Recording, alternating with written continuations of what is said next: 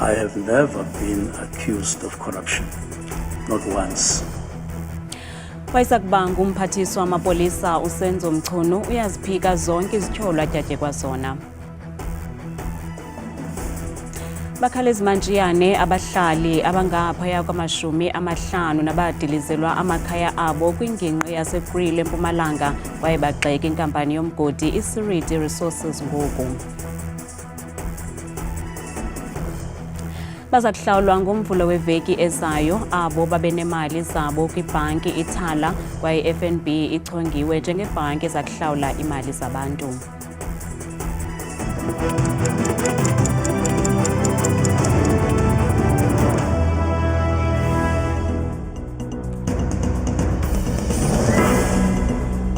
Sinamkele kwindaba zethu andaba ndodwa ndaba noKhethu Kuthula Mbatha noyitoliki yolwimi lwezandla Bhotani Mzontsondo.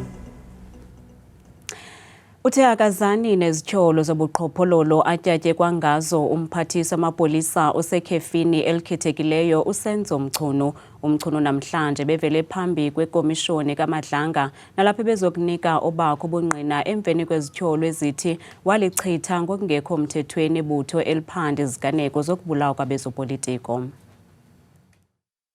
Umchunu uthi zange waba inxalenye yobuqhophololo kwaye akazani nezenzo zobuqhophololo ezenzeka kwisebe lesipolisa. Uthi zonke izithyolo zobuqhophololo uyazizibula.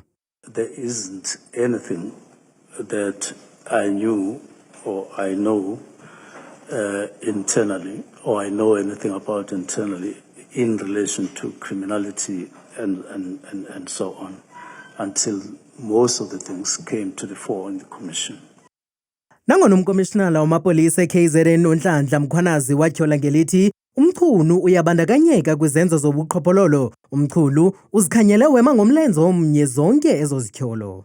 I do want to indicate that through all those positions, that public positions that I have had the privilege to occupy, from MEC, Premier, ministerial positions, I have never been accused of corruption, not once. Ukwathe iqela eliphanda amatyala okubulawa kwabezopolitiko kwakumele kakade ibelele thutyana ukuhlangabezana nalomngeni. Watsho esithi akukho sixa semali esabelwa ukusebenza kweli qela. The National Political Killings Task Team was a project. It had a project leader. It was not a unit in subs, and it had no budget allocated, but budget had to be found from other programs, even during extensions to fund it. Umchunu saqhuba nobungqina bakhe. Ugqirha Imogen Mashazi wayengumanejala wesixeko saseKuruleni noSelesidlu umhlala-phantsi uzikhanyela izithyolo ezayamene nokugusha imikhuba ebisenziwa libambela ntloko lamapolisa esixeko uBrigadier Julius Mkhwanazi. Ukwathe wayengekho ngethuba kuchongwa lokaMkhwanazi kwesi sikhundla ngelixa ekwathe akazange athabathe amanyathelo emva kokufumana ingxelo ye-IPID eyayicebisa ukuba abeke uMkhwanazi amatyala. Ugqirha Imogen Mashazi uvumile ukuba akazange athabathe amanyathelo afanelekileyo ngakwibambela ntloko lamapolisa esixeko uBrigadier Julius Mkhwanazi kuphathelene nezithyolo zemikhuba yokungaziphathi kakuhle kwakhe. I fail to discipline Chief of Police in terms of council processes and the code of conduct for senior managers. I also accept the fact that I failed to play an oversight role on him as an HOD. Uphinde wavuma kokuba akazange futhi abe inxalenye yokuchongwa kwakhe uBrigadier Mkhwanazi. I want to put it on record to the commission that I did not participate in the process because this is delegated to the Chief of Police and he becomes the chairperson of the panel. The outcome of the interview panel, there's an annexure why IM19 where the scoring sheet is actually depicted, where the chief, despite his statement and Ncuza's statement that in fact he wanted to appoint Ivan against Mkhwanazi. Kananjalo uthe zange akwazi ukuthabathela amanyathelo inhloko yamapolisa esixeko enqunyanyisiweyo uIsaac Mapiyeye kuphathelene nezityholo zokuxhaphaza ngesondo abasebenzi abangamanina. Uthe oko kungenxa yokuba nokhuseleko lwezepolitiki kwakhe uMapiyeye. Okamashazi isonge ngokuzithoba ecela uxolo kwikomishoni ngendlela ebeziphethe ngayo kusukela izolo. Sebele zezimali liza kunikezela ngemali engange-2.2 billion zerandi ukuhlawula abantu ababenemali zabo kwibhanki iThala. Inkqubo yokuhlawula abo babenemali zabo kwibhanki iThala iza kuqala ngoMvulo weveki ezayo, ukanti ibhanki FNB ichongiwe kuba ibe yiyo ehlawula abantu kwaye akunyanzelekanga ukuba umntu abe ne-akhawunti e-FNB ukuze afumane imali yakhe, kodwa akukho mntu uza kuhlawulwa imali yakhe kwibhanka zeThala. Umntu kufuneka anqole ngqo e-FNB nesazisi sakhe kunye nesiqinisekiso sedilesi sendawo ahlala kuyo. Customers will need to provide a South African ID, proof of residence, and a bank account confirmation letter if the customer is not banked by FNB. If a proof of residence is not possible, the branch employees will assist the customer with alternate solutions. For amounts between 20 and 3,000 Rand, FNB can make payments into an e-wallet at no cost, and FNB will make payments into any bank account the customer has. If customers are not currently banked and ask FNB to assist, we will ensure a bank account is opened to receive the payout. Customers will be notified via an SMS as to when they should visit their nearest branch. This is to help avoid long queues. We're doing a phased approach just to help ensure it's as seamless and as pleasant an experience as possible for the iThala depositors. Zintsapho ezingama-57 ezishiyeke zingenamakhaya eKril eMpumalanga emva kokukhutshwa kwezindlu nabahleli kuzo iminyaka emininzi. Kwaye izintsapho zigxeka inkampani yomgodi iSiriti Resources ngokuqhuba le nkqubo yokubakhupha kulo mhlaba, kwaye bathi le nkampani yomgodi isebenzise isigunyaziso senkundla sika-2022. Abahlali abashiyeke bengenamizi bathi bafuna imizi yabo kwaye baziva bengakhathalelwanga ngabasemagunyeni.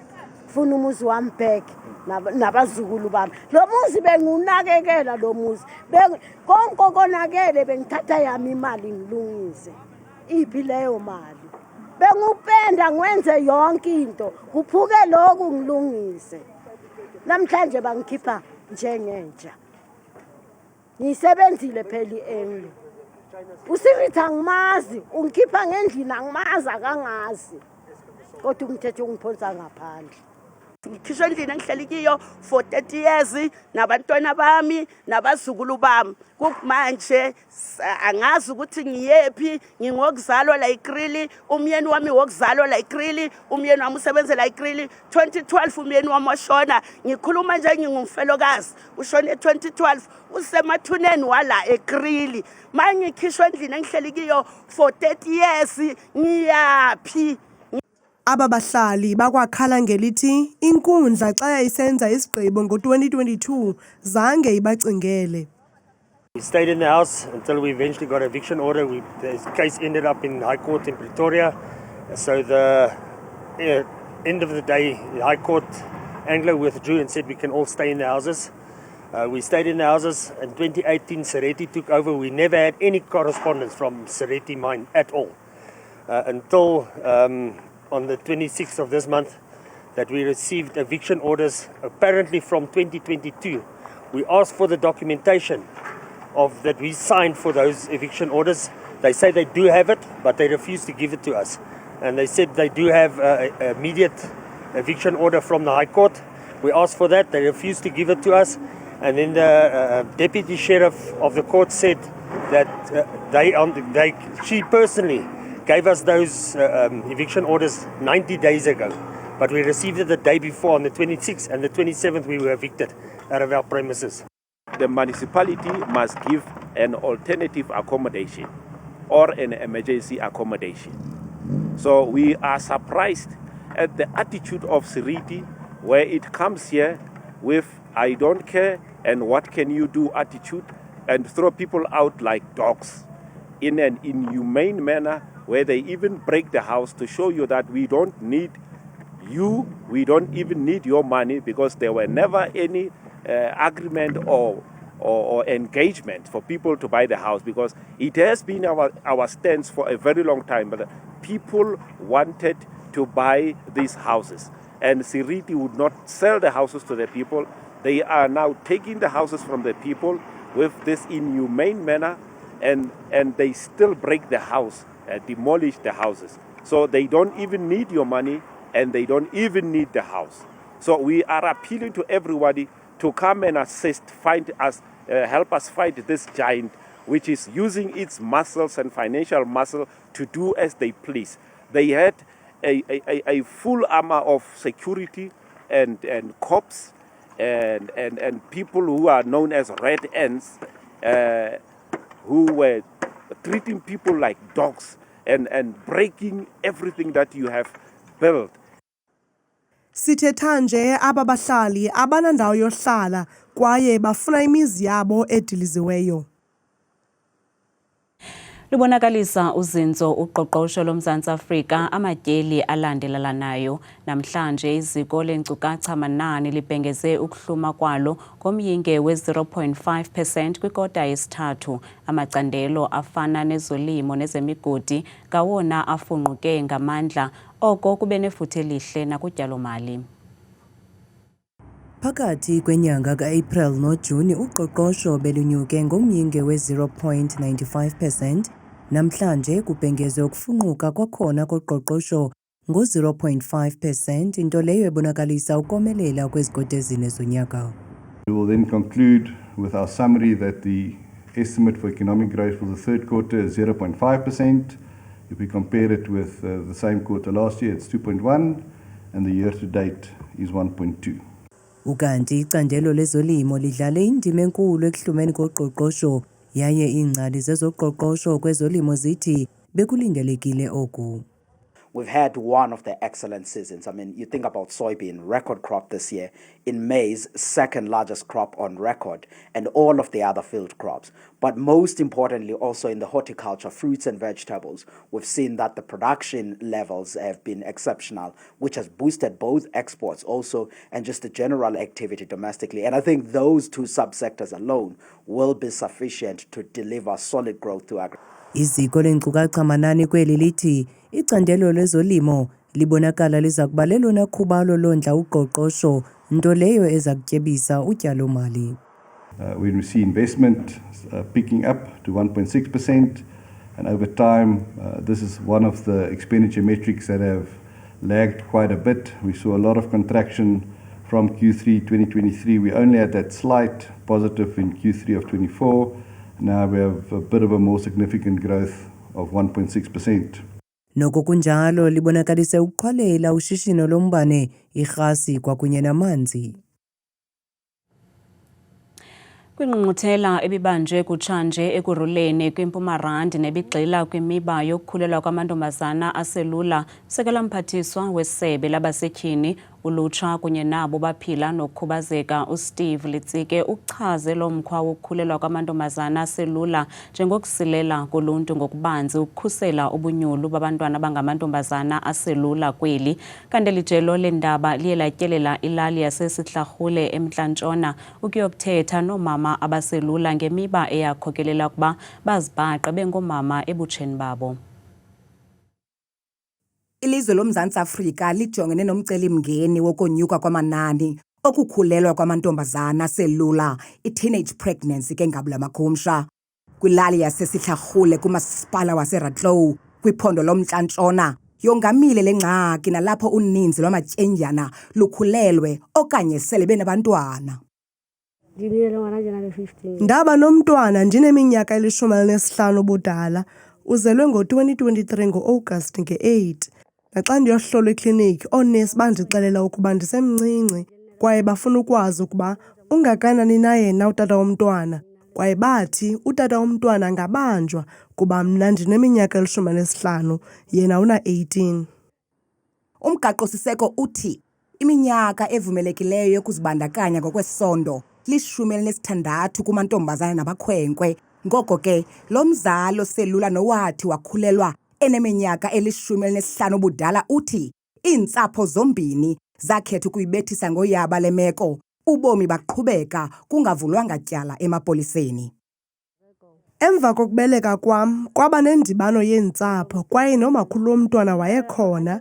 Abazali bam banikezela bagqiba kwelokuba lingavulwa ityala emapoliseni nanjengoko umntwana selekhona kuba uzawuyophangela ondle umntwana.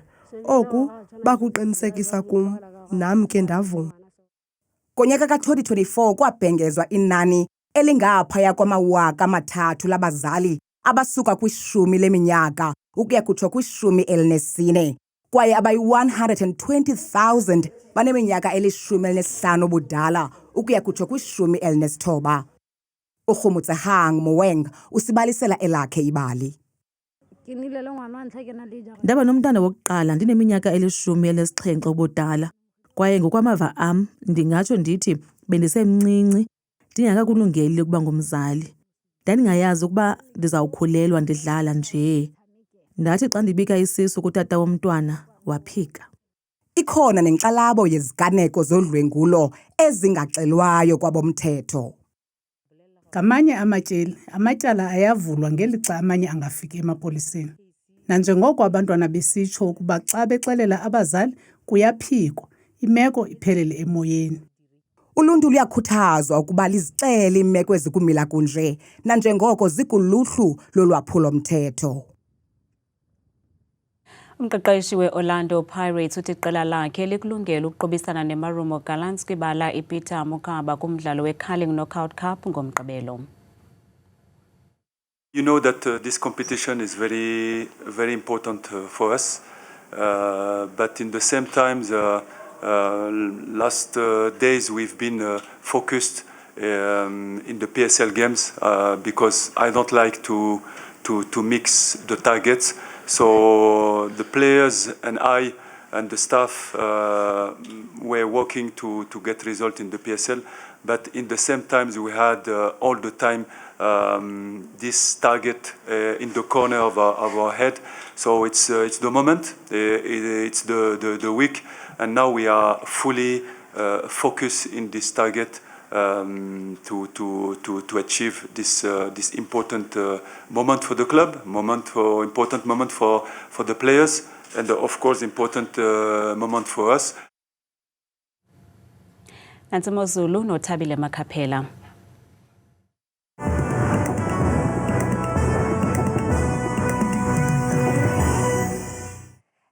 Kakhuleke kuwe mamqwathu ukhatshwa ngumambatha ezindabeni. Ndiyakubulisa mbukele ekhaya ndikwamkeleke kwidesika yam yeMozulu. Mna bethuna ngegama ndinguThabile, ndiyinzwakazi yabathembu mvanje kokubanzi. Masijongeni kaloku nantsi ke iMozulu leyo ke mzontsundu ekhaya siye siphawuleni kaloku iziganeko kuMzantsi Afrika ngomso. Uqaphela kakhulu ke kusibekele impela ngamandla kwelaa phondo lonke laphaya eNtshona Koloni. Impela ke kwiindawo ezigudlunxweme njengapha koSpringbok qaba ngamafu impela phaya ekuseni futhi bevuswa ngu-18 degrees bavale basongela mini komso sekufundile kamnandi phaya noxalo mafu esabikiwe phaya ngama-30 nje akhatshwa sisile ngokubanzi amaqondo wakho phansi ke naphezulu. Sivula ke iphondo lokuqala ke eliphalona ephondweni lasempuma koloni ngamandla ke lifuna kumantla wela phondo futhi ko-Alvane koManesana phaya nasezibeleni futhi koMadera phaya kungabanda ngalo mafu jange phaya ekuseni bevuswa ku-10 degrees naphaya eMthatha neziphaluka yinkwankca ko-12 degrees ekuseni. Nantsi kwakhona bethana kaloku iMozulu futhi ke kwiphondo laseFreystata nelizinze kumbindi apha eMzantsi Afrika ngamandla ke kumantla wena futhi indawo ezifana phakathi koSasolburg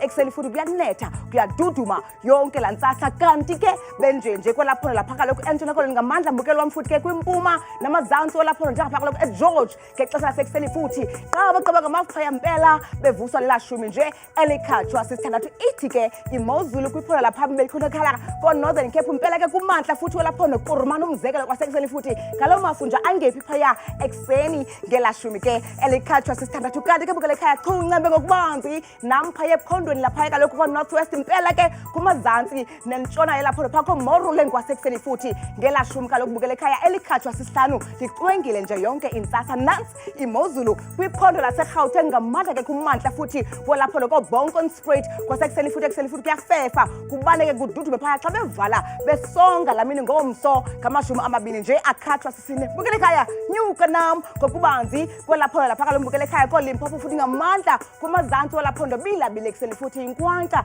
ikuyafefa pha yonke lantsasa ngala 18 degrees xa bevuka ngomso ekuseni sehle njalo ngokubanzi kwelaphondo laphaya ibethuna empumalanga ngamandla ke kumbindi walo futhi emalahleni ekuseni ngo-14 degrees lapha kumazantsi futhi ko-Emelo kusafefa nje yonke lantsasa ngo-12 degrees vuma divale lisonga imozulu phaya iphondo lokugqibela phaya KwaZulu-Natal ngamandla ke kumazantsi welaphondo Kokstad kwasekuseni ngo-11 degrees naphaya koPietermaritzburg futhi ngomsemva kudlaxa bevala imini ngeshumi nje elikhatshwa sisibhozo mna ndikuthanda kangaka xesha lemiyoli